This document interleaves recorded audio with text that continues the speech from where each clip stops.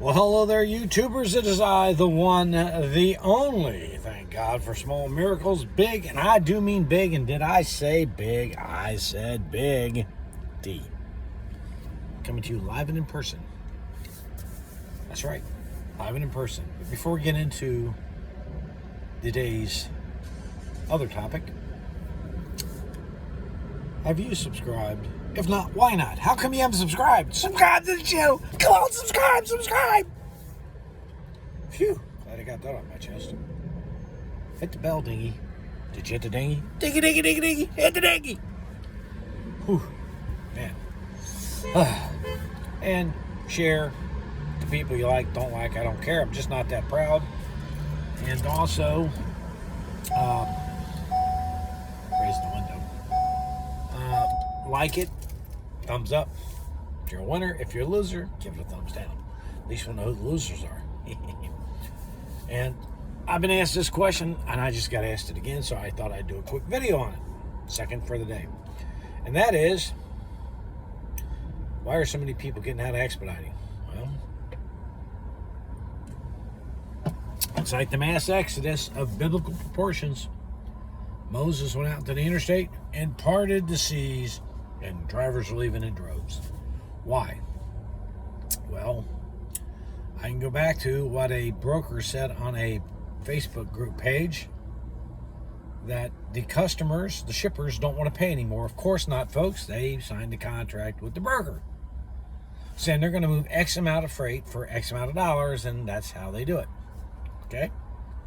Now, let's say that you said you would do it for, I don't know, say it's $2,000, and it's 2,000 miles. Well, no, let's not do that. Let's say, oh, whatever, it doesn't matter the numbers, but the thing is, let's say it's a $2,000 load, and the normal rate to the carrier was, like they would get $1,500, and the driver got $1,000 or whatever. It doesn't matter. Just make the numbers up, fill it in. But what they said about it was this.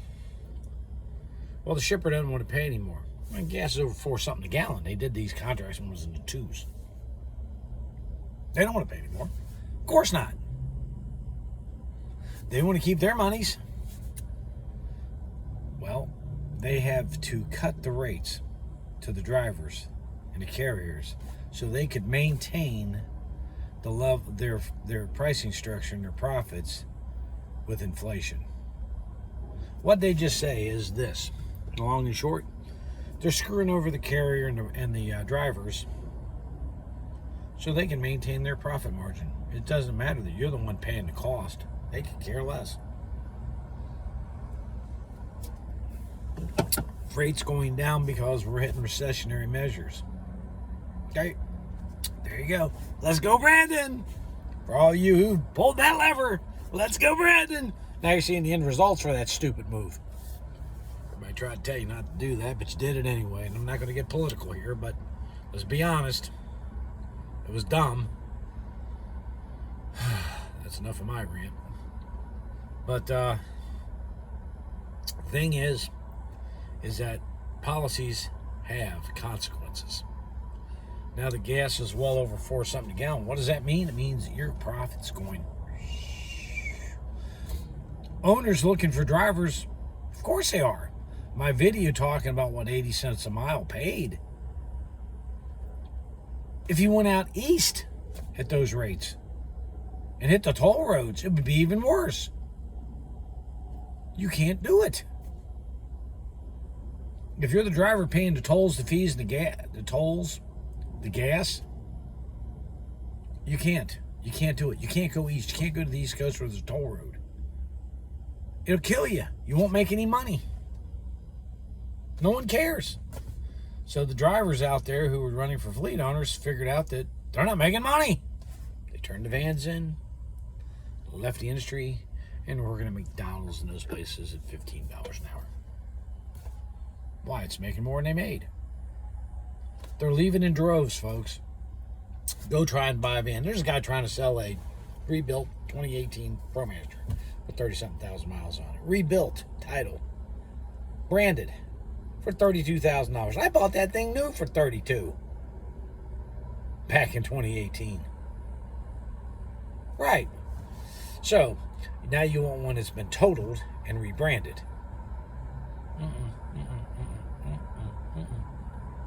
It's only $32,000. Yeah, well, you already bought a problem. It's a ProMaster. It's a piece of, in my opinion, it's a piece of junk to start with. I had one. I know all about that van. I know about all the problems I had with it. And I took care of the damn thing. I even talked to the Chrysler engineers on this thing and a Ford engineer. And I still had engine problems and tranny problems, and you name it, I had it. I got tired of that crap. I'm in a Ford Transit. Don't know why I didn't buy a ProMaster. I can't figure it out.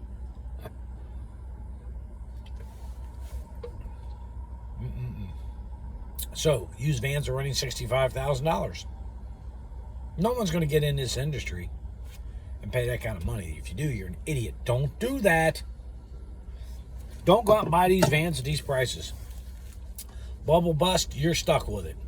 It's like musical chairs. Who's sitting in the last is the one that gets burned. Music stops, you're holding the van. You owe $60,000 on it, it's worth 15, 20 maybe. 40 grand negative equity. It's like that. You're never going to get out from under it. You have to hold onto it forever. Just try to break even on it. Don't do it. Don't go, I bought a van. We're seeing this too. We got vans. We bought a van. Oh my God. I bought a van. Where do I get loads? Pay attention to what we say out here, folks. Don't do that. I got my own authority. Where do I get a load? People are getting their own authority who should never get their own authority. They don't have a clue. You wonder why your rates are going?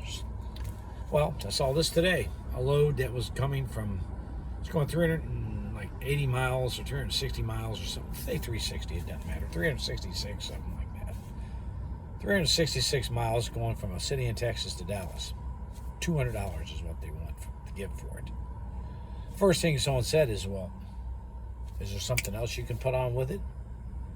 Kind of get another. You want to see what they're doing? They're doubling up on loads, and they can do that cheap because they're going that direction. Yeah, that works for a while. Then you all of a sudden find out that that's stupid. What you should be doing is getting a good rate on it and taking it and making your money.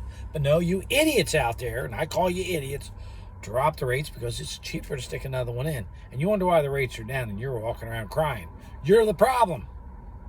You are the problem. You do that and drop the rates. So brokers see that you'll do it for those, and they expect it every time. I got dumb to do it for 70 cents. I got to pay you $1.20. No, 70 cents. Because you're all so damn desperate. Don't be desperate. Is now the time to come out? I doubt it. Truth be told, no. People are leaving in droves. Everybody's looking for drivers. Well, if they were doing so well, why are they all looking for a driver? Think about it. If you're making tons of money, you wouldn't be looking for drivers.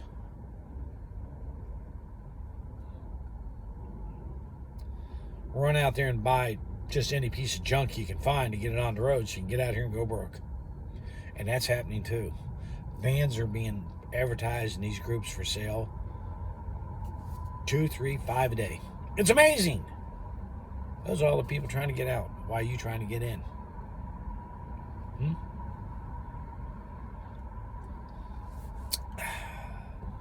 It's scary, folks. This goes into a full-fledged recession. Well, you're going to see lots of vacancies and lots of drivers leaving. It's just that simple. Always have plan B. The other thing you'll do in case this falls apart. If you don't, well, you're going to be like the rest of them. You know, just leaving by the droves. The mass exodus will continue. And I don't think it's going to get better anytime soon. I really don't. I don't know what to tell people. It's bad. I mean, it's not good out here. Everybody wants you to buy bigger, better, and these companies want you to have a 3-year, newer, extended high top. You know, bullshit. You can't guarantee them anything. If you want people to invest that kind of money, you best put a guarantee on your stuff. because he has to pay for that van and that insurance and that maintenance and live in it on the road while trying to make a living. So if you're going to ask for the top of the line, you must be paying top of the line. If you're not, shut up. You heard me? Shut up, carriers. Shut the F up. Quit asking your drivers to do something that's stupid when you can't guarantee them a good rate. Who the hell are you to ask someone to go spend that kind of money just to make you money? Because you have no cost in them. Zero. That's right, folks. They have no cost in you. None. You bear all the cost, all the responsibility. If you fail, they just bring another person in.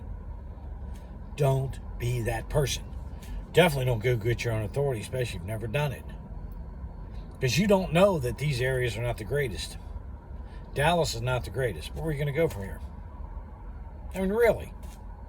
Nothing around here is good. So you sit here and hope for a miracle on a Monday morning. Be at that. It's not good. Not good at all. But, hey, industry kind of sucks right now. Don't be a statistic. Don't go grab yourself a new van. Don't grab the wrong van. The biggest, tallest, and longest you can get. Okay? There you go. It's simple. The biggest, longest, tallest you can get. How many times we got to tell you this? Oh, I bought myself a cargo van. Well, yeah, you can make money with it, but you're not going to make as much. And they're a dime a dozen. The rates are down on them, too. So, hey, what's the answer? I don't have the answer, folks. I'm trying to steer you through the troubled waters. I'm just thinking of me as like the bridge over troubled waters. Trying to keep you from making a devastating mistake. You see, I am not in a devastating mistake mode. I can get out. Sell the van tomorrow, take the money, buy a car. Do something else. That's how easy it would be. But if you paid $65,000 and you owe that, well, you're screwed. Even in the 50s, unless it's brand new, don't do it. Don't do it. This is Big D say, work smart, not stupid. Watch. Put your toe in the water a little, see how the water feels. Pay attention to what you're hearing. And don't jump. Later.